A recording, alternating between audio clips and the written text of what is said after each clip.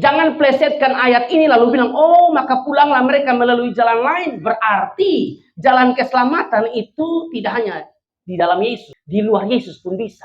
Ada jalan lain atau ada jalan keselamatan di luar Yesus. Saya mau katakan kepada saudara bahwa tidak ada jalan keselamatan di luar Yesus. Karena jalan keselamatan hanya melalui satu nama.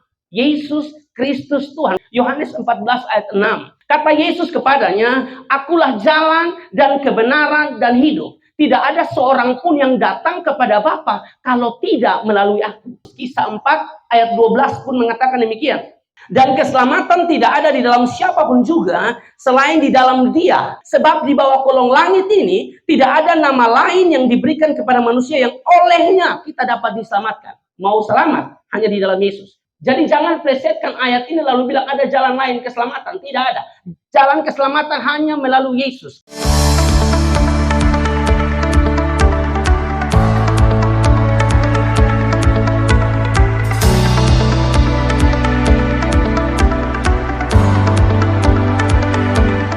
Matius pasal yang kedua, ayat 12, dalam hitungan yang ketiga, kita baca 1, 2, dan 3. Dan karena diperingatkan dalam mimpi, supaya jangan kembali kepada Herodes, maka pulanglah mereka ke negerinya melalui jalan lain. Kasih tepuk tangan yang meriah buat Tuhan. Silakan duduk kembali, Bapak Ibu, saudara-saudara yang diberkati dan dikasihi oleh Tuhan. Silakan duduk.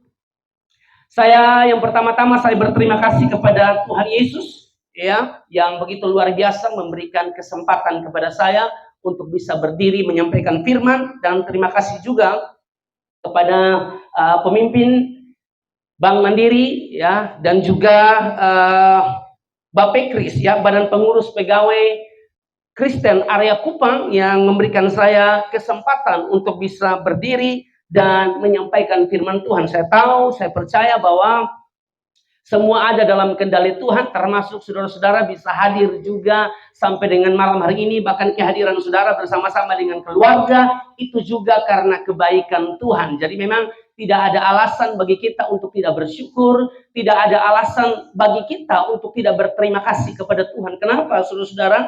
Karena Alkitab mengatakan di dalam Yakobus pasal yang keempat bahwa hidup manusia itu seperti uap yang sebentar saja kelihatan lalu lenyap. Bagi saudara-saudara yang pernah masak air panas, masak nasi, ya, entah pakai magicom atau magic jar istilahnya, kalau saudara masak, kalau nasi itu sudah matang atau air itu sudah mendidih, nah kalau nasi itu sudah matang, saudara buka tutupan magic jar atau magicom, saudara akan lihat uap panas, betul tidak? Saudara akan lihat uap panas, tapi apakah 1 jam saudara lihat uap itu? Jelas tidak. Saudara hanya lihat sebentar saja lalu lenyap. Uap tersebut, ya, sedang bicara tentang kita manusia yang rapuh, sedang berbicara tentang kita manusia yang terbatas. Jadi tidak ada alasan bagi saya dan saudara, ya, sebagai orang-orang yang terbatas untuk tidak bergantung kepada Tuhan yang tak terbatas. Saya memperkenalkan diri dulu, saudara-saudara, sebelum saya menyampaikan firman Tuhan lebih lanjut, karena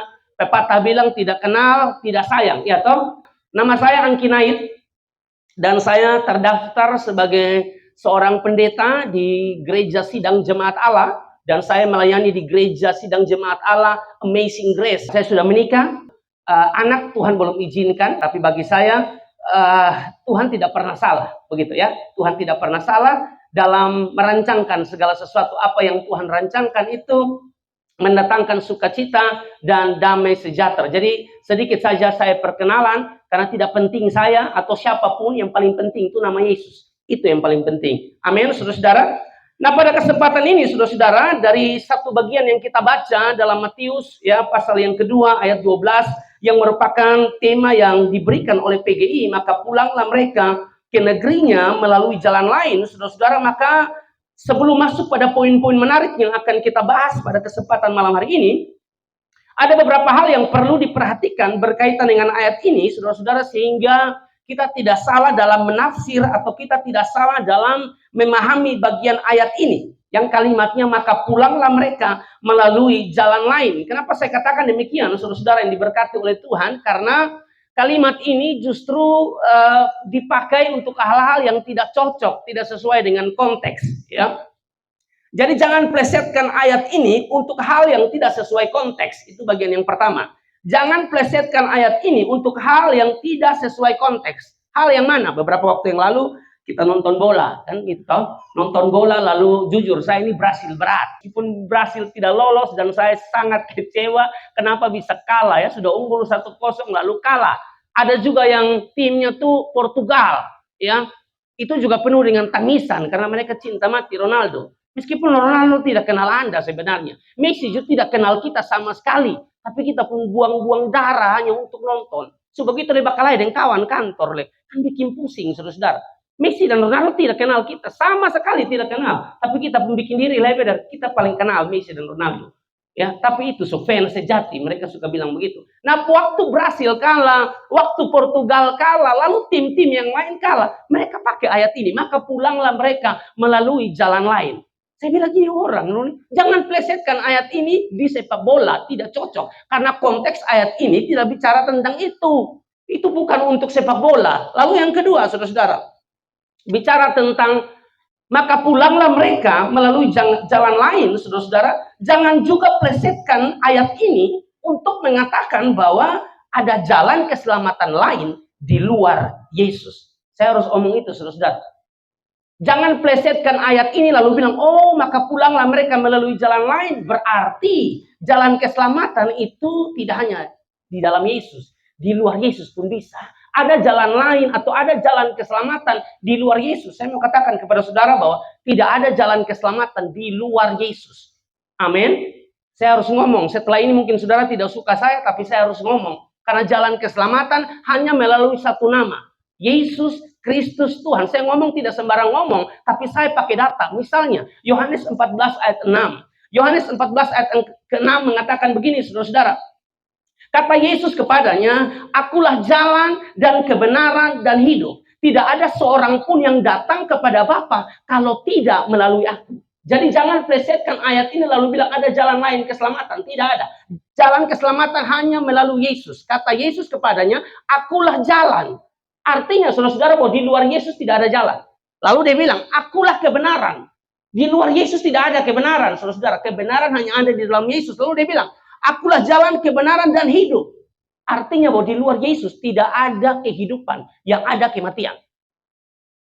Amin, saudara. Saudara mau mengalami kehidupan secara rohani, hanya ada di dalam Yesus. Jadi jangan plesetkan ayat ini lalu mengatakan, oh ada jalan lain keselamatan. Tidak ada jalan lain keselamatan. Hanya melalui Yesus Kristus Tuhan. Saya ngomong sekali lagi pakai data. Dan Yohanes 3:16 mengatakan demikian juga, saudara-saudara.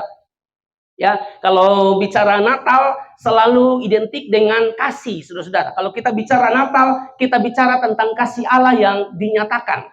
Betul tidak, saudara-saudara? Kasih Allah yang dinyatakan, saudara-saudara. Allah itu tidak sekedar bicara tentang kasih. Karena begitu besar kasih Allah. Tidak sekedar ngomong tentang kasih, tapi dia buktikan. Mana pembuktiannya? Dia bilang begini, karena begitu besar kasih Allah akan dunia ini. Dia mengasihi dunia, dia mengasihi kita, sehingga ia telah mengaruniakan anaknya yang tunggal. Jadi kasih tidak sekedar kata-kata, kasih tidak sekedar nyanyian, kasih tidak sekedar pujian, tapi buktikan kasihmu. Jangan hanya habis diomong, buktikan kasihmu seperti Allah membuktikan kasihnya lewat Yesus dikatakan, sehingga ia telah mengaruniakan anaknya yang tunggal, supaya setiap orang yang apa di sini sudah lihat, percaya kepadanya tidak binasa, melainkan beroleh hidup yang kekal. Dengar baik saudara, orang yang percaya kepada Yesus tidak binasa. Bahkan dikatakan, mendapatkan hidup yang kekal. Dengan kata lain, saudara, bahwa orang yang tidak percaya Yesus pasti binasa. Tapi orang yang percaya Yesus tidak mungkin binasa. Diberikan kehidupan yang kekal.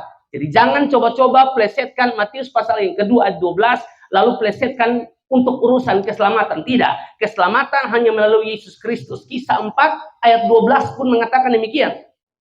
Dan keselamatan tidak ada di dalam siapapun juga selain di dalam Dia. Di situ dia besar, di dalam Yesus. Dan keselamatan tidak ada di dalam siapapun juga selain di dalam Dia. Sebab di bawah kolong langit ini tidak ada nama lain yang diberikan kepada manusia yang olehnya kita dapat diselamatkan. Mau selamat hanya di dalam Yesus. Saya tunjukkan lagi dalam terjemahan bahasa Indonesia masa kini biar kita memahami dan mengerti. Next kakak. Hanya melalui Yesus saja orang diselamatkan. Sebab di seluruh dunia, di antara manusia tidak ada seorang lain pun yang mendapatkan kekuasaan dari Allah untuk menyelamatkan kita. Hanya Yesus. Jadi saudara yang diberkati oleh Tuhan Yesus Kristus, ya, sekali lagi jangan plesetkan ayat ini dan mengatakan, oh ayat itu maksudnya adalah jalan keselamatan di luar Yesus. Itu ada. Siapa bilang? Anda jangan sembarang. Makanya kalau baca satu bagian, jangan langsung baca di ayat 12. Baca secara utuh sehingga kita bisa tahu konteks yang kita baca, saudara-saudara. Nah, bagian yang ketiga, saudara-saudara, ya. Lalu itu bicara tentang apa? Bagian yang ketiga, ayat ini merupakan penggalan cerita tentang orang-orang Majus dari timur yang ingin berjumpa dengan Yesus. Kalau saudara baca secara utuh, ini merupakan penggalan cerita tentang orang-orang Majus ya dari timur yang ingin berjumpa dengan Yesus. Bagaimana mereka punya kerinduan untuk berjumpa dengan Yesus, bagaimana mereka punya kerinduan untuk menyembah Yesus, bagaimana mereka punya kerinduan untuk mempersembahkan yang terbaik bagi Yesus. Nah, kira-kira itu ada dalam kehidupan kita atau tidak? Tadi pengakuan dosa itu menarik, saudara-saudara. Karena tidak ada gunanya, saudara-saudara, kita Natal di tempat yang bagus seperti begini, kristal, lampu kelap-kelip, ya, baju kita mungkin baru. Tidak ada guna sama sekali kalau tidak bertobat. Saya kasih tahu, amin, saudara. Untuk apa baju baru mahal bisa 1 juta baju saudara, ya? Sepatu saudara bisa juta-juta, tapi untuk apa, saudara? Kalau hidup tidak berubah, amin, saudara. Yang paling penting itu kita memperbaharui atau melihat apa yang di dalam. Makanya Amsal 4 ayat 23, saya tidak kutip ayatnya, tapi Amsal 4 ayat 23 mengatakan begini, jagalah hatimu dengan segala kewaspadaan, karena dari situ terpancar kehidupan. Amin, saudara. Makanya jaga hati. Dari rumah tuh setting tidak hanya rambut, meskipun memang kalau kita bicara ibu-ibu tuh paling repot ya. Dari rumah tuh mereka harus misalnya acara jam 6, maka jam 4 mereka harus siap. Ya, karena kalau bisa dari jam 2, karena rambut mereka tuh untuk rambut saja itu buat keputusan sulit, betul tidak? Kira-kira rambut tuh belahnya kemana? Kiri, kanan, atau belah tengah? Kan itu pusing. Lalu ikatnya bagaimana? Konde atau kemana? Itu kan semua punya keinginan masing-masing. Belum lagi pakaian. Bisa mereka coba tuh 2-3 kali. Mereka sudah tanya suami bilang yang bagus tuh yang merah sayang. Tapi tetap yang mereka pakai tuh hijau. Memang susah untuk tebak para wanita, para ibu-ibu. Sudah susah. Belum lagi lipstik, betul tidak? Untuk pemilihan lipstik saja itu tidak mudah, saudara. Karena lipstik itu ada beberapa warna. Ada yang merah menyala sekali, ada yang merah marun, ya, ada yang sedikit kecoklatan. Jadi buat keputusan 1 hari itu susah, saudara. Apalagi mau datang Natal begini, acara besar begini. Saya percaya dari jam 2 saudara sudah bikin rambut, entah di Mbak Lala atau di Mbak Sapa, saya tidak tahu. Tapi pasti saudara pergi supaya terlihat cantik, terlihat keren, terlihat asik. Tapi apa gunanya saudara-saudara, muka saudara bagus tapi hati saudara buruk. Amin. Apa gunanya saudara cantik pakai lipstik mahal, pakai bedak mahal ya, tapi hati tidak diperbaharui. Nah, saudara-saudara yang diberkati oleh Tuhan Yesus Kristus, kita akan melihat lebih jauh saudara-saudara pada bagian ini, Matius pasal yang kedua secara utuh itu pembacaannya dari ayat 1 sampai ayat 12, maka kita akan belajar 2 golongan orang dalam hal ini sikap atau tanggapan atau respons terhadap kelahiran atau kedatangan Yesus. Yang pertama saya mau bahas adalah Herodes. Nah ini Herodes yang saya mau bahas, saudara. Karena kalau saudara baca di situ ada orang Majus, ada Herodes. Orang Majus mau jumpa Yesus, orang Majus tanya di Herodes. Herodes panggil ahli-ahli Taurat untuk juga bertanya tentang anak ini, tentang bayi Yesus ini, saudara-saudara. Jadi memang ada beberapa orang yang ada dalam cerita ini yang perlu kita bahas. Yang pertama, saudara-saudara, adalah Herodes. Nah, saudara-saudara, perlu diketahui kalau kita bicara tentang Herodes, Herodes ini bukan nama orang. Herodes itu bukan nama orang atau bukan nama pribadi, saudara-saudara. Herodes itu gelar. Herodes itu gelar atau jabatan, begitu. Itu bukan nama pribadi, itu bukan nama orang. Dan Herodes yang ini, saudara-saudara, adalah Herodes Agung.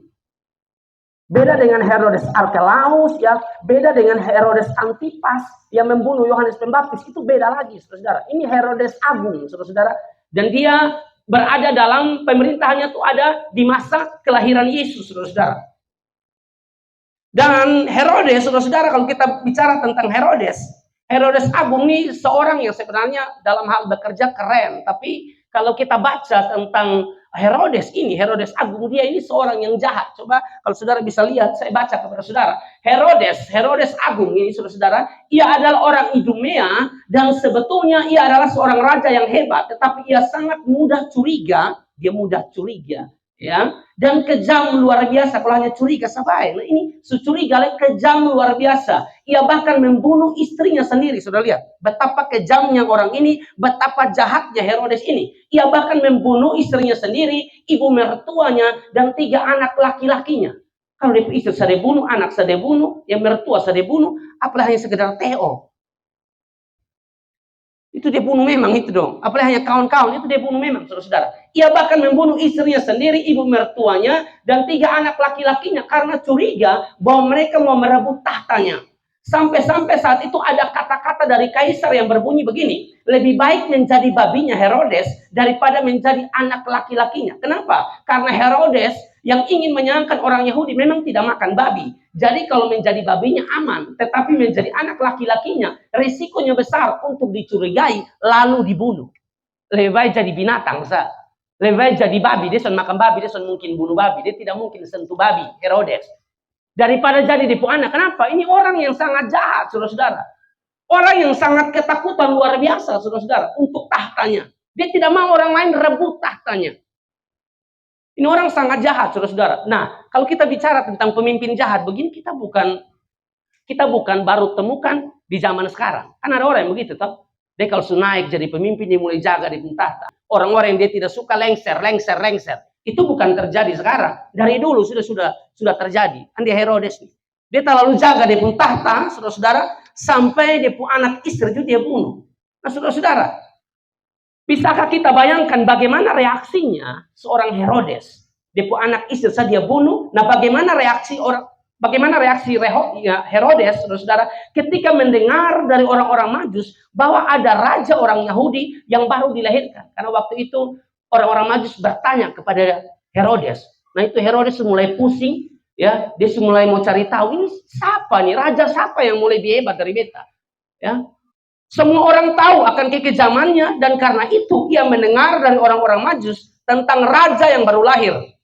Dikatakan oleh kitab suci bahwa terkejutlah ia beserta seluruh Yerusalem di ayat yang ketiga. Coba kita lihat Matius pasal yang kedua ayat yang ketiga. Di situ dikatakan begini. Ketika Raja Herodes mendengar hal itu, terkejutlah ia beserta seluruh Yerusalem. Sebenarnya terjemahan yang tepat itu bukan terkejut. Terjemahan yang tepat, saudara-saudara, adalah terganggu.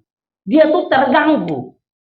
Dia tuh gelisah, dia tuh risau, saudara-saudara. Kok kenapa ada orang yang mau bilang lebih hebat dari beta? Ini terjemahan yang benar, bukan terkejut. Yang benar dia pakai kata terganggu. Dan terjemahan saudara Indonesia dia gelisah. Dari Alkitab versi Borneo, bukan roti Borneo ya, saudara-saudara ya. Itu risau. Jadi dia rasa terganggu, kehadiran Yesus dia benar-benar merasa terganggu, saudara-saudara. Nah, penerapan praktis bagi kita begini, saudara-saudara. Dan saya temukan itu banyak. Bagi sebagian orang, kelahiran atau kedatangan Yesus adalah sukacita yang besar.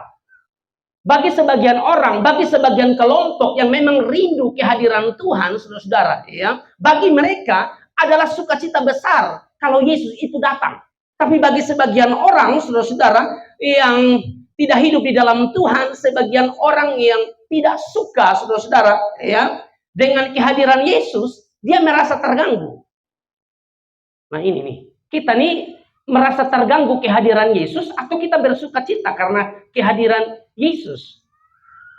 Banyak orang yang kelahiran Yesus, saudara-saudara, atau kedatangan Yesus, kehadiran Yesus itu bikin terganggu sama seperti Herodes. Makanya menjadi pertanyaan bagi kita, ya, Natal nih bikin kita terganggu atau kita bersuka cita? Natal nih bikin kita berpengharapan dalam Tuhan atau bikin kita terganggu? Kenapa saya ngomong begitu, saudara-saudara? Ya, kenapa saya ngomong begitu? Karena Natal nih, saudara-saudara, orang ini suka merayakan Natal dengan tidak benar, saudara-saudara. Bisa kok merayakan Natal baru saudara siap semua, minuman-minuman keras, lalu mabok sampai pagi. Itu bukan cara merayakan Natal. Saya percaya di Mandiri tidak ada setelah ini, Pak, ya. Pastikan tidak ada. Jangan begitu. Kita rayakan Natal dengan mabuk. Saudara, otak ada di mana? Saya ngomong keras, saudara-saudara, karena memang ini nyata, nah. Bisa kau rayakan Natal mabok, mabok sampai pagi, jalan semiring-miring, sampai gereja pukul orang. Iku ini Natal, jadi apa ini Natal? Kadang-kadang kalau mabok tuh kita lupa mana istri, mana pembantu. Betul tidak, pulang-pulang mana istri, dia bingung mana dia punya istri, mana pembantu. Ada dia parek tak salah pembantu yang tidur dengan dia. Karena mana? Baru istri dia suruh di dapur. Terbalik, saudara itu akibat apa? Mabok. Saya ini hanya beritahukan, karena hamba Tuhan itu harus omong. Hamba Tuhan kalau takut bicara kebenaran, tak usah jadi hamba Tuhan. Hamba Tuhan apa? Kalau kita jaga perasaan. Harusnya kita lebih jaga perasaan Tuhan. Saya ini tidak pusing siapapun. Saya harus jaga Tuhan berperasaan. Daripada saya harus jaga manusia berperasaan. Yesaya 5 ayat 11 bilang begini. Saudara jangan menatap saya dengan kebencian ya. Yesaya 5 ayat 11 mengatakan begini. Celakalah mereka yang bangun pagi-pagi dan terus mencari minuman keras. Ini saya hanya kutip. Bangun pagi-pagi dan terus mencari minuman keras dan duduk-duduk sampai malam hari, sedang badannya dihangatkan anggur. Alkitab bilang situ tadi tuh, celaka. Lalu yang berikut, celakalah mereka, bukan yang jago minum saja, saudara-saudara, yang tukang campur minuman keras, saudara. Celakalah mereka yang menjadi jago minum dan juara dalam mencampur minuman keras. Saudara buka Alkitab ada tidak? Saya bukan sembarang-sembarang ngomong, itu benar. Nah, sebagian orang yang suka mabuk, saudara-saudara, itu mereka merasa bahwa kehadiran Yesus tuh bikin dong terganggu. Betul tidak? Kita merayakan Natal nih, saudara-saudara. Kita lagi menunggu kedatangan Yesus, saudara-saudara. Dan seharusnya kita bersuka cita, bukan terganggu ke Herodes. Dalam Matius pasal yang kedua, ayat 4 sampai ayat yang ke-8. Maka dikumpulkannya semua imam kepala dan ahli Taurat bangsa Yahudi. Lalu dimintanya keterangan dari mereka di mana Mesias akan dilahirkan. Ya, dia minta keterangan kepada imam-imam kepala, kepada ahli Taurat karena mereka lebih paham soal kitab suci. Lalu dia bertanya, saudara-saudara, ya. Kita langsung lompat di ayat yang ke-7, saudara-saudara. Di ayat yang ke-7 dikatakan, lalu dengan diam-diam Herodes memanggil orang-orang Majus itu dan dengan teliti bertanya kepada mereka bila mana bintang itu nampak. Lalu ayat 8 dia perintahkan, saudara-saudara. Kemudian ia menyuruh mereka ke Bethlehem, katanya, pergi dan selidikilah dengan seksama hal-hal mengenai anak itu, maksudnya Yesus, dan segera sesudah kamu menemukan dia, kabarkanlah kepadaku supaya aku pun datang menyembah dia. Ya, ini respon awal yang ditunjukkan oleh Herodes, saudara-saudara. Ya, kalau kita baca sepintas, maka kita akan bilang, oh berarti yang Pak omong itu salah. Tadi Pak bilang dia kejam sekali. Tapi di sini Alkitab bilang, ya, dia mencari tahu tentang anak itu, ya, lewat ahli Taurat. Lalu yang berikut, saudara-saudara, ya, dia meminta kepada orang Majus untuk mencari bayi Yesus, saudara-saudara. Pergi dan selidiki dengan seksama mengenai anak itu. Dan segera sesudah kamu menemukan dia, ada kalimat supaya aku pun menyembah dia. Ya, kalimat supaya aku pun datang menyembah dia, seolah-olah, saudara-saudara, seolah-olah Herodes adalah orang baik dan tidak sesuai dengan apa yang saya sampaikan tadi. Padahal, saudara-saudara, dia adalah seorang yang jahat dan kejam dan seorang yang sedang berdusta. Dia omong kosong, dia putar balik itu, dia bilang, pi cari Yesus itu, pi kau lihat itu bayi Yesus, nanti kalau sudah dapat itu bayi Yesus, informasi ke beta. Kalau dibawa ke zaman sekarang, WhatsApp saya, email ke saya, untuk saya juga bisa pergi dan melihat. Saya juga mau menyembah dia, kata Herodes. Padahal saudara-saudara, Herodes itu berdusta, dia bohong. Karena saudara-saudara dia mau bunuh. Ya, kalau saudara lihat di ayat 13, ada keterangan dia tuh mau bunuh bayi Yesus, ya, karena dia merasa terganggu dengan kehadiran Yesus. Coba kita lihat ya. Matius 2 ayat 13b. Dia mau menyembah apa, saudara-saudara? Dia mau membunuh ini anak. Matius 2 ayat 13b. Bangunlah, ambillah anak itu serta ibunya. Larilah ke Mesir. Ini mimpi kepada Yusuf. Bangunlah, ambillah anak itu serta ibunya. Larilah ke Mesir dan tinggallah di sana. Sampai aku berfirman kepadamu. Karena Herodes akan mencari anak itu untuk membunuh dia. Jadi Herodes ini omong kosong. Saya bilang nanti, beta mau dapat Yesus, beta mau sembah dia. Nanti saya akan temukan Yesus, saya akan menyembah, begitu. Padahal itu omong kosong, saudara-saudara. Ya. Nah, spirit Herodes itu juga sekarang. Herodes tidak ada lagi. Tapi spirit Herodes itu lagi gentayangan dalam kehidupan kita. Sebentar omong lain, bikin lain. Di hadapan istri dia bilang, kamulah satu-satunya. Tidak ada yang lain. Pakai nyanyi lah. Kamulah satu-satunya. Pakai nyanyi, saudara-saudara. Tidak ada yang lain. Ternyata berdusta. Tugas bantal pelok itu bergerak. Saudara lihat. Bahaya, saudara-saudara. Tapi bilang, sayang itu terbaik. Terbaik. Makanya sayang-sayang dong. Ibu-ibu dong maksudnya. Jangan terlalu percaya. Jangan terlalu polos-polos. Mereka bilang, sayang. Dia telepon istri. Sayang, ini beta lagi di jalan nih. Ini punya angin nih. Padahal handphone itu dia taruh di kipas angin. Makanya jangan terlalu percaya. Jadi seolah-olah dia itu lagi di dalam perjalanan jauh. Padahal dia lagi di hotel bersama yang lain, saudara. Cinta apa? Berdusta. Nah banyak tuh spirit-spirit ke Herodes sekarang. Begitu. Ada bos, dia bilang, beta akan kerja sungguh-sungguh, bos. Tenang, dia akan kerja. Mana? Bos tidak ada, tuh dia kerja harga biru. Nah, spirit Herodes ini perlu untuk kita berhati-hati dalam kehidupan kita, saudara-saudara. Kenapa saya bilang begitu? Karena Herodes ini, saudara-saudara, mencari tahu tentang Yesus. Bahkan Alkitab bilang teliti mencari tahu tentang Yesus, tapi bukan untuk bertobat. Hanya sekedar cari tahu saja, saudara-saudara, tapi tidak bertobat. Kan banyak orang begitu, toh. Kalau omong Alkitab dia tahu. Dia cari tahu semua. Lu mau omong Alkitab dari bagian mana? Dia tahu, tapi tidak bertobat. Bahkan saudara kalau lihat di situ ada imam-imam kepala, orang-orang Yahudi yang juga menjelaskan ya kepada Herodes, saudara-saudara. Nah mereka pun demikian, saudara-saudara. Orang yang mencari tahu tentang Yesus dan orang yang menjelaskan tentang Yesus pun sama-sama tidak bertobat. Tadi malam, saudara-saudara, waktu saya lagi susun khotbah, saya lihat di YouTube, ada satu pendeta, itu video baru 2 minggu lalu, namanya Hendriksen atau siapa begitu. Dia bunuh anak angkatnya sendiri, karena ternyata mereka tuh punya hubungan. Sudah lihat, mau jadi apa? Ini pendeta loh, saudara. Khotbah, kiri kanan, diundang ke sana kemari, sudah lihat. Tapi bunuh, dia punya pelayan sendiri, bunuh. Dia punya anak angkat sendiri yang melayani bersama-sama dengan dia. Waktu saya baca itu, saudara-saudara, lalu saya lihat spirit daripada Herodes, saya langsung diingatkan oleh Tuhan. Begitu sudah. Banyak orang yang cari tahu tentang Alkitab, kalau ngomong tentang Alkitab, dia tahu. Menjelaskan Alkitab, dia pintar, tapi tidak bertobat. Nah itu dia persoalan. Kan berapa banyak pendeta-pendeta yang juga hanya habis, atau yang hanya mampu berkhotbah, atau hebat berkhotbah, tapi tidak bertobat. Dia ngomong di penjemaat, bosan semua berhenti mabok, pada dia ada minum. Berhenti rokok, dia jual tarik. Nah, kemana orang bisa bertobat? Orang bisa berubah tuh kalau Lukas tunjuk teladan. Kalau kita kasih tunjuk teladan. Amin, saudara. Keteladanan itu berbicara lebih kuat, saudara, daripada sekedar kata-kata. Jadi menunjukkan teladan itu penting. Jadi tidak jaminan orang-orang yang mencari tahu tentang Yesus dan bisa menjelaskan tentang Yesus, maksudnya bisa menjelaskan Alkitab, sudah bisa menjelaskan bagian firman Tuhan itu bertobat. Buktinya ini imam kepala dan ahli Taurat tidak bertobat juga, hanya hebat menjelaskan. Dia tahu ayat firman Tuhan tentang ini, tentang itu, tapi dia hanya sekedar tahu, tapi tidak melakukan, saudara.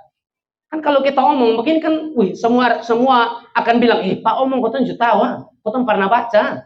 Kau kira apa saya yang baca? Kau tunjuk pernah baca. Iya, kamu baca tapi tidak bertobat. Kamu baca tapi tidak buat. Kita sudah tahu Alkitab bilang kerja jujur ya. Tapi ada kok yang kerja tidak jujur. Dia sudah tahu Alkitab bilang kerja itu jujur. Tidak usah kerja yang tipu-tipu. Tapi kan saudara-saudara, orang lebih suka kerja itu tipu-tipu. Kenapa kerja tipu-tipu? Karena dapat hasil lebih besar. Betul tidak? Kalau tipu itu kan dapat hasil lebih besar. Bawa pulang hasil itu lebih besar. Kayak anak istri, apalagi mau Desember begini, kerja yang tidak jujur, ya, kerja yang tidak benar. Yang penting bawa pulang uang banyak di rumah, istri senang, anak senang. Saudara tidak pikir kok, saudara bawa pulang uang haram di rumah, istrimu bisa sakit, anakmu bisa sakit.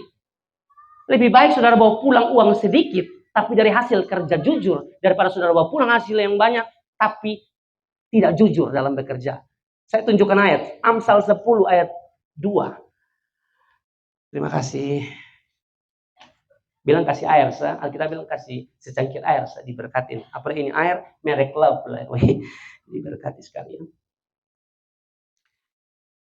Dalam Amsal 10 ayat 2, saya baca dalam terjemahan bahasa Indonesia masa kini, dia bilang begini, kekayaan yang didapat dengan curang tidak memberi keuntungan. Sebaliknya kejujuran yang akan menyelamatkan. Tapi banyak orang mau kerja yang tidak curi, kerja yang curang, saudara-saudara, tidak jujur. Jadi menarik saudara-saudara, di sini kita bukan tidak tahu ini ayat. Saya percaya saudara tahu. Saudara juga sudah biasa dengar oleh pendeta-pendeta saudara mengatakan bahwa tolong kerja jujur. Saya percaya saudara sudah dengar. Tapi berapa banyak yang tidak mau lakukan? Mereka buang itu kebenaran ya untuk satu kebohongan. Kebenaran dibuang, kebohongan yang dipegang kuat-kuat. Dalam dunia kerja, karena saya bicara di hadapan orang-orang yang bekerja, Alkitab bilang dalam Kolose 3:22 bilang begini, hai hamba-hamba, taatilah Tuhanmu yang di dunia ini dalam segala hal. Jangan hanya di hadapan mereka saja untuk menyenangkan mereka, melainkan dengan tulus hati karena takut akan Tuhan. Dalam dunia kerjaan ini kita kerja mesti kerja dengan tulus, bukan kerja tidak tulus. Tapi banyak orang yang kerja itu pencuri tulang. Apa maksud kerja pencuri tulang? Kalau ada bos dulu, baru dia kelihatan semangat. Makanya kita bilang jangan hanya di hadapan mereka saja untuk menyenangkan mereka. Tunggu ada pemimpin baru dia mulai. Pokoknya semua dia mau pegang habis. Ini salon juga mau pegang, ya. Strong juga mau pegang. Padahal dia tidak mengerti apa-apa. Kabel semua juga mau pegang. Supaya kelihatan pemimpin lihat, ini anak ini keren. Tapi pas pemimpin tegur, saya berangkat dulu ya, saya ada rapat di kantor ini, kantor itu. Bos jalan, dia juga jalan. Bos jalan, dia juga bikin depung. Itu bukan orang yang kerja dengan tulus. Tapi berharap, bos kasih naik gaji dulu. Kasih naik gaji, lu pun gigi, lu kerja sepemalas. Mau kasih naik gaji, karena tapi banyak orang yang begitu. Kalau kerja model begitu, kita mesti belajar dari semua. Kita mesti belajar dari binatang yang kecil, semut. Karena Amsal 6, ayat 6 sampai ayat yang ke-8 bilang begini. Hai pemalas, pergilah kepada semut. Jadi yang pemalas-pemalas dong, tolong. Hai pemalas, pergilah kepada semut, perhatikanlah lakunya, dan jadilah bijak. Biarpun tidak ada pemimpinnya, pengaturnya, atau penguasanya. Pemimpin tidak ada, pengatur tidak ada, penguasa tidak ada. Tapi sudah lihat ayat 8. Ia menyediakan rotinya di musim panas, dan mengumpulkan makanannya pada waktu panen. Mau ada pemimpin, tidak ada pemimpin. Mau ada pengatur, tidak ada pengatur. Bagi semut, saya harus kerja. Saudara pernah lihat semut itu bagosip? Saudara lihat di bawah, kalau ada bagosip, ada jalan. Selalu yang kalau saudara lihat, mereka ada mondar-mandir. Tidak ada. Mereka, ayo semua kumpul kita gosip semut. Tidak ada. Mereka kerja terus, saudara. Kita kalah sama semut kalau kerjanya malas. Kita bukan baru tahu ini ayat. Kita sudah tahu ini ayat, tapi tidak mau buat. Apalagi Alkitab bilang saling mengampuni satu dengan yang lain. Tapi berapa banyak kita yang tidak mau ampuni orang? Saudara-saudara, ini sudah Desember nih. Bukan berarti saya bilang ampuni orang itu di bulan Desember. Tapi banyak orang yang begitu. Batas salah dengan kawan kantor bilang, beta akan berdamai dengan dia tanggal 24 malam. Atau tanggal 25. Persoalannya, baik lu sampai tanggal 24 atau tanggal 25. Itu persoalannya. Atau dia bilang, saya akan berdamai dengan teman saya di tanggal 31. Nah baik, kalau saudara pun hidupnya sampai tanggal 31. Jangan-jangan tanggal 30 itu saudara sepi. Pi dalam keadaan saudara lagi benci orang. Saudara masuk neraka. Saya ngomong ini betul, saudara-saudara. Karena benci orang, saudara-saudara, Alkitab bilang itu dikatakan pembunuh manusia. Tidak perlu saudara ambil pisau, tikam orang, lalu saudara dikatakan pembunuh. Ya, Alkitab bilang saudara benci orang saja, tidak bisa ampuni. Itu dikatakan pembunuh manusia. Dan tidak ada pembunuh yang masuk surga. Saudara lihat. 1 Yohanes 3 ayat 15. Setiap orang yang membenci saudara. Saudara lihat ini. Yang masih benci-benci orang. Saudara lihat. Setiap orang yang membenci saudaranya adalah seorang pembunuh manusia. Dan kamu tahu bahwa tidak ada seorang pembunuh yang tetap memiliki hidup yang kekal di dalam dirinya. Jadi sudah kalau ada disakiti orang, kau belajar ampuni saja. Amin, saudara. Berapa banyak yang lagi sedih, galau, kecewa. Coba angkat tangan kita foto sama-sama. Saya yakin saudara tidak ada yang mau ya maju ke depan. Tapi kalau ada saudara ada jengkel seseorang, ampuni saudara. Amin. Yesus mau datang kembali. Ini kita main hidup jengkel orang terus nih. Apalagi kalau bajengkel tuh atau batar enak tuh hanya gara-gara pakaian saya. Gara-gara pakaian kita bakal lain ini saudara-saudara. Siapa pun baju yang lebih bagus, siapa pun haken lebih tinggi. Haken terlalu tinggi, itu sudah hebat apa, saudara-saudara? So begitulah, kalau orang beli baju di apa tuh, RB, Live.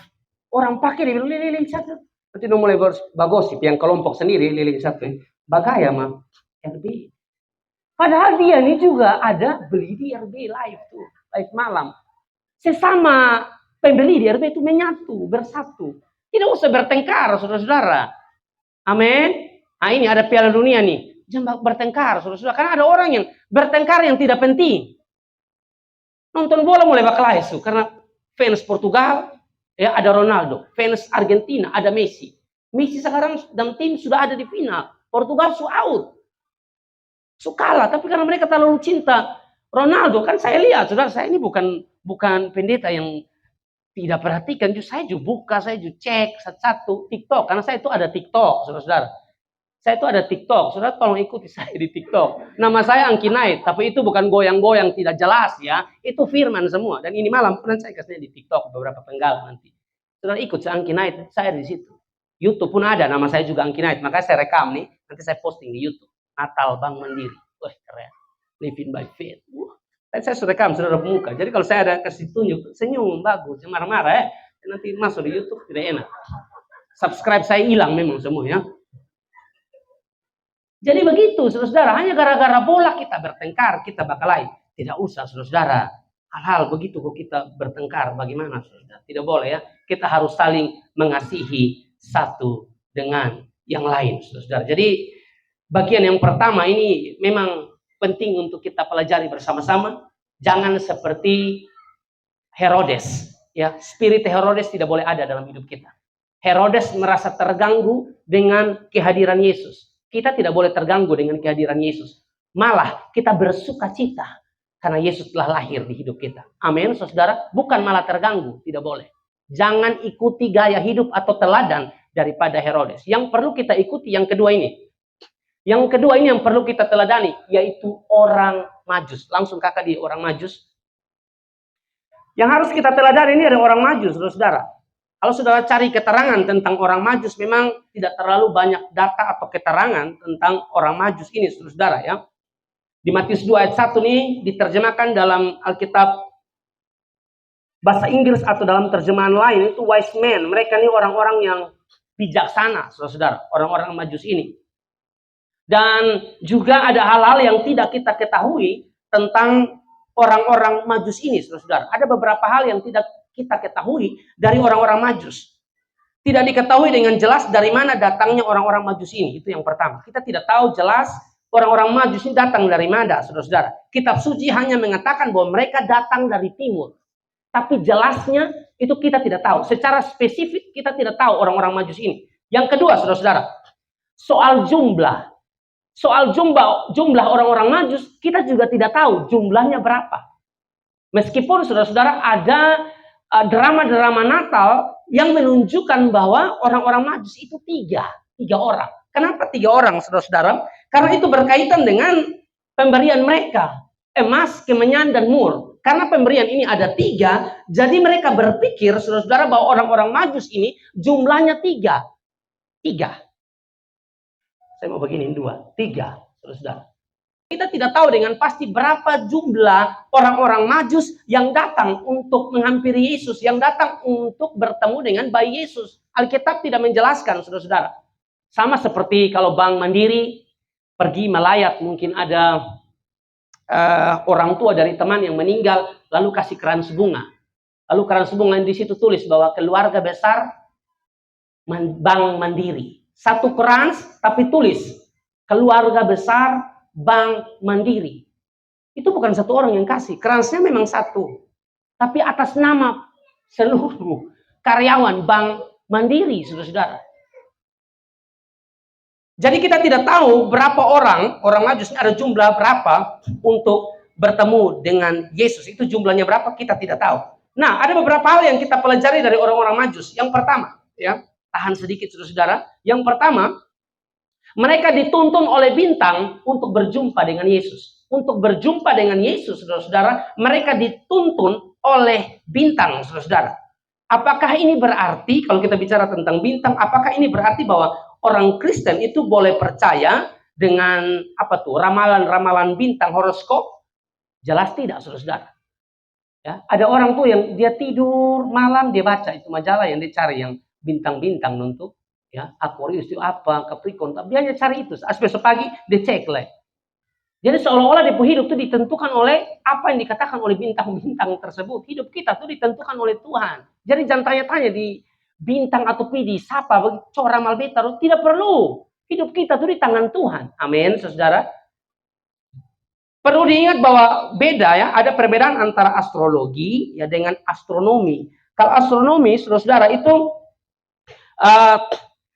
menunjuk kepada ilmu perbintangan, karena astronomi itu berasal dari dua kata atau dua kata bahasa Yunani, yaitu astron, bintang, dan juga nomos, saudara. Yang nomos itu hukum. Jadi ini menunjuk kepada ilmu perbintangan, dan ini tentu tidak dilarang dalam kekristenan. Yang dilarang adalah astrologi yang berasal dari dua kata bahasa Yunani, yaitu astron, bintang, dan logos, kata atau ucapan atau ajaran. Nah, yang kedua ini, saudara-saudara, ini menunjuk pada ramalan yang didasarkan atas posisi bintang atau yang lazim kita kenal dengan nama horoskop. Ini secara eksplisit dilarang dalam kitab suci dan kekristenan. Hidup kita harus serahkan pada Tuhan, berdoa dan bekerja. Soal hasil itu bukan urusan saya dan saudara, itu urusan Tuhan. Urusan kita ya bekerja dengan jujur, tulus, takut akan Tuhan. Saudara akan lihat hasil yang terbaik yang Tuhan berikan bagi kita. Tidak perlu takut, tidak perlu khawatir, karena kita punya Tuhan yang hebat. Amin, saudara. Burung di udara saja kata firman Tuhan, burung di udara saja Tuhan pelihara. Nah, apalagi kita, saudara. Jadi tidak perlu takut. Saya percaya Tuhan pelihara setiap kita. Tadi saya bilang bahwa tidak boleh percaya ramalan bintang. Lalu kenapa? Ya, lalu kenapa orang-orang Majus justru dituntun oleh bintang? Bintang di sini, saudara, beberapa penafsir yang mengatakan ini bukan bintang yang kita maksud tadi yang saya ngomong itu. Bukan, saudara. Ini mujizat yang Tuhan lakukan. Tuhan pakai bintang, saudara, ya, untuk membawa orang Majus berjumpa dengan Yesus. Itu mujizat, saudara. Saya baca ya, ada keterangan, bintang ini bukanlah bintang biasa, sama dengan lagunya Afgan, cinta ini bukan cinta biasa.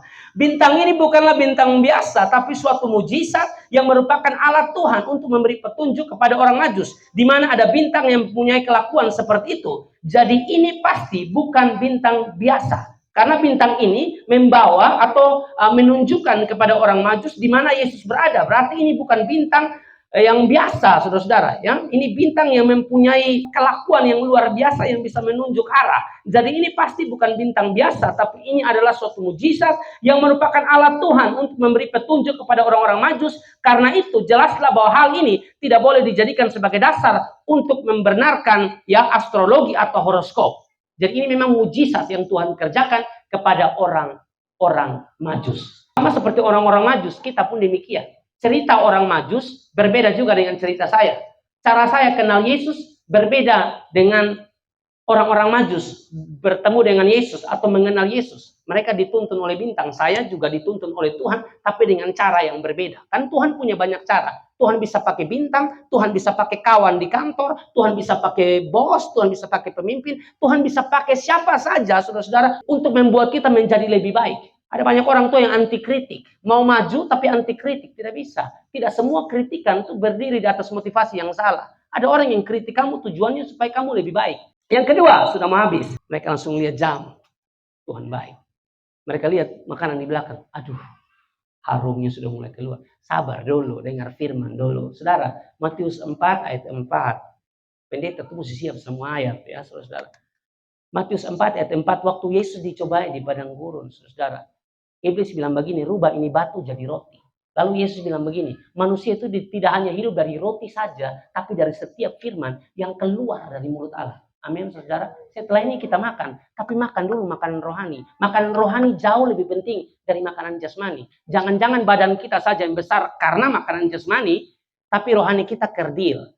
Bagaimana supaya rohani kita besar? Makan firman supaya rohani kita besar. Karena Roma 10 ayat 17 mengatakan, iman bertumbuh dari pendengaran atau iman timbul dari pendengaran, dan pendengaran bukan gosip, firman Tuhan. Amin, saudara. Jadi dengar firman dulu, tahan sebentar, saudara. Karena setelah ini saya makan, saya tahan juga dengan saudara karena saya juri. Betul tidak? Saya juri menyaja, saya tunggu. Jadi saudara tunggu saya, kita bertunggu. Enak sekali ya, saudara. Yang kedua adalah yang perlu kita pelajari dari orang Majus, rela berkorban. Kenapa saya katakan rela berkorban, saudara-saudara? Waktu mereka pergi ke Yerusalem, mereka tidak langsung bertemu dengan Yesus.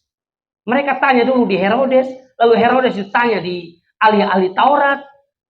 Jadi tidak langsung ketemu Yesus. Ada proses, saudara-saudara. Ada proses panjang yang harus mereka lewati, dalam hal ini menempuh jarak jauh. Untuk bertemu dengan Yesus, mereka harus menempuh jarak jauh, saudara-saudara. Hanya untuk menemukan Yesus.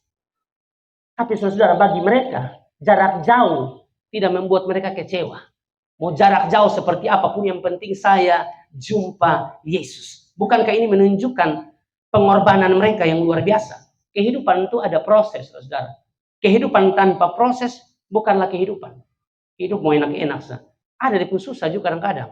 Suka duka Tuhan pakai untuk kebaikan kita. Dan Alkitab juga mencatat Roma 8 ayat 28, saya tidak catat ayatnya, dikatakan bahwa Allah turut bekerja dalam segala sesuatu untuk mendatangkan apa? Kebaikan. Orang-orang Majus ini beda sekali, saudara-saudara, dengan ahli-ahli Taurat. Sangat kontras. Ahli-ahli Taurat atau imam-imam yang tahu kitab suci, saudara-saudara, mereka hanya tahu kitab suci tapi tidak cari Yesus. Dong nih, dari tempat yang jauh berkorban untuk cari Yesus. Bagi mereka yang penting jumpa Yesus, meskipun jaraknya jauh, yang penting jumpa Yesus. Kalau bertemu dengan Yesus ada sukacita, bertemu dengan Yesus ada kedamaian, bertemu dengan Yesus, saudara-saudara, ada ketenangan. Saya mau katakan kepada saudara, sukacita, damai sejahtera, ketenangan hidup, itu tidak ada urusannya sama jabatan saudara, itu tidak ada urusannya dengan banyaknya uang di tangan saudara atau berapa banyak uang yang saudara simpan di bank. Itu berhubungan dengan satu pribadi. Siapa? Yesus Kristus Tuhan. Kalau kita jumpa Yesus, hidup kita pasti penuh dengan damai sejahtera dan diberkati. Tapi kalau Anda di luar Tuhan, tidak akan menemukan yang namanya damai sejahtera.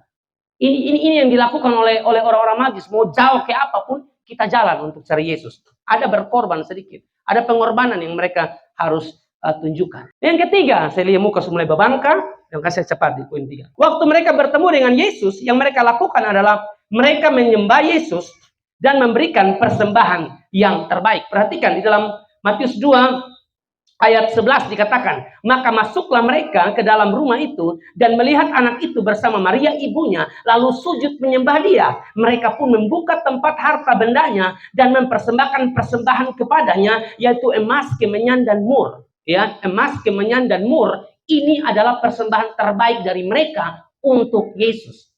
Saudara, ada perbedaan antara orang Majus dan juga para gembala. Kalau saudara bikin Natal di gereja, ya, atau mungkin saudara pernah lihat Natal di gereja, orang Majus ketemu dengan gembala itu sama-sama. Itu salah, saudara-saudara. Natal pertama itu yang di Lukas 2, gembala-gembala, itu Natal pertama. Kalau ini yang berikut, saudara-saudara, beda. Mereka tidak bertemu langsung. Nah, orang Majus dan gembala itu beda, saudara-saudara. Kalau orang Majus bukan orang Yahudi. Gembala-gembala itu orang Yahudi. Lalu orang Majus ini kaya, orang Yahudi, para gembala itu tidak kaya, mereka orang miskin. Jadi memang pemberian mereka ini pemberian yang terbaik. Terlihat dari emas, kemenyan, dan mur. Itu pemberian terbaik yang mereka persembahkan, saudara-saudara, kepada Yesus waktu mereka jumpa dengan Yesus. Saya mau katakan kepada saudara begini, saudara-saudara. Tuhan ini tidak butuh uang kita. Amin, saudara. Tuhan ini tidak butuh kita uang. Berapa banyak pun uang saudara, Tuhan tidak butuh uang saudara. Setinggi apapun jabatan saudara, Tuhan tidak butuh jabatan. Yang Tuhan butuh apa? Tuhan butuh hidup kita. Mereka persembahkan emas, kemenyan, dan mur. Itu yang terbaik dari orang Majus. Kita, yang terbaik yang harus kita persembahkan bagi Tuhan adalah hidup kita. Roma 12 ayat 1 mengatakan begini, saudara-saudara. Ya, karena itu saudara-saudara, demi kemurahan Allah, aku menasihatkan kamu supaya kamu mempersembahkan tubuhmu sebagai persembahan yang hidup, yang kudus, dan yang berkenan kepada Allah. Itu adalah ibadahmu yang sejati. Bukan ibadah namanya kalau kita tidak mempersembahkan sesuatu. Tapi bukan uang yang Yesus cari dulu. Yesus cari hidup kita. Hidup kita. Ya, totalitas hidup kita persembahkan bagi Tuhan. Itu yang Tuhan mau. Bukan uang. Karena banyak orang pikir, saudara, bahwa uang banyak di gereja, bantu gereja, nanti dia pikir nanti bantu gereja dia selamat. Keselamatan bukan tentang perbuatan baik. Keselamatan karena percaya, saudara. Saudara mau memberi banyak berapapun di gereja, bantu gereja, bangun gereja megah, tapi kalau tidak bertobat, tetap neraka. Amin, saudara. Yesus tidak butuh uang, butuh hidup. Yang keempat, yang merupakan poin terakhir, ada penyertaan Tuhan bagi orang-orang yang mencari Tuhan. Kenapa saya katakan demikian, saudara? Karena di ayat 12 bilang begini, dan karena diperingatkan dalam mimpi, supaya jangan kembali kepada Herodes, maka pulanglah mereka ke negerinya melalui jalan lain. Orang kalau dekat dengan Tuhan, itu Tuhan pagari. Orang yang dekat dengan Tuhan itu ada perlindungan. Orang yang dekat dengan Tuhan itu Tuhan lindungi. Waktu mereka jumpa Tuhan, saudara, kalau mereka pulang melalui jalan yang tadi mereka lewati, Herodes pasti bunuh mereka. Kan saya sudah bilang tadi, itu Herodes itu kejam, jahat. Dia pasti bunuh ini orang-orang Majus. Tapi dalam mimpi, saudara-saudara, diperingatkan kepada mereka, jangan coba-coba jalan ikut itu jalan yang tadi. Ikut jalan lain. Kalau berani ikut itu jalan, Herodes bunuh kamu. Ikut jalan lain. Saya mau katakan kepada saudara bahwa orang-orang yang dekat dengan Tuhan, hidup takut akan Tuhan. Percayalah, Tuhan sertai perjalanan hidup kita. Mazmur 46 ayat 2, ini ayat-ayat terakhir yang saya tunjukkan kepada saudara. Allah itu bagi kita tempat perlindungan dan kekuatan. Sebagai penolong dalam kesesakan, sangat terbukti. Amsal 14 ayat 26. Perhatikan, dalam takut akan Tuhan ada apa di situ? Ketentraman yang besar. Bahkan ada apa? Perlindungan bagi anak-anaknya. Bank Mandiri, jangan takut. Ya, Tuhan beserta dengan saudara. Tidak perlu takut nanti apa yang akan terjadi di depan. Ya, serahkan semua kepada Tuhan. Ya, Yesaya 41 ayat 10 bilang, janganlah takut sebab aku menyertai engkau. Janganlah bimbang sebab aku ini Allahmu. Aku akan meneguhkan, bahkan akan menolong engkau. Aku akan memegang engkau dengan tangan kananku yang membawa kemenangan. Jangan takut. Kalau Tuhan di pihak kita, siapakah yang akan melawan kita? Yang harus kita lakukan apa? Terus bersandar kepada Tuhan. Ya, terus bersandar kepada Tuhan. Tetap percaya kepada Dia. Karena kita bilang diberkatilah orang yang mengandalkan Tuhan. Jangan coba-coba andalkan diri saudara, belajar untuk andalkan Tuhan. 2 ayat terakhir, ya. Yeremia 17 ayat 7 mengatakan begini, saudara, diberkatilah orang yang mengandalkan Tuhan, yang menaruh harapannya pada Tuhan. Kita bilang diberkati, bless. Diberkati orang yang mengandalkan Tuhan, menaruh pengharapannya pada Tuhan. Jangan taruh harapanmu pada dirimu yang lemah. Taruh harapanmu pada Tuhan. Ayat 5 bilang begini, saudara. Kalau ayat 7 bilang diberkati, ayat 5 sebagai ayat yang terakhir, dikatakan begini, beginilah firman Tuhan, terkutuklah orang yang mengandalkan manusia, yang mengandalkan kekuatannya sendiri, dan yang hatinya apa? Menjauh daripada Tuhan. Pilihan ada di tangan saudara. Demikian yang saya bisa sampaikan, kiranya memberkati saudara-saudara semua. Kasih tepuk tangan yang meriah buat Tuhan. Saya selesai.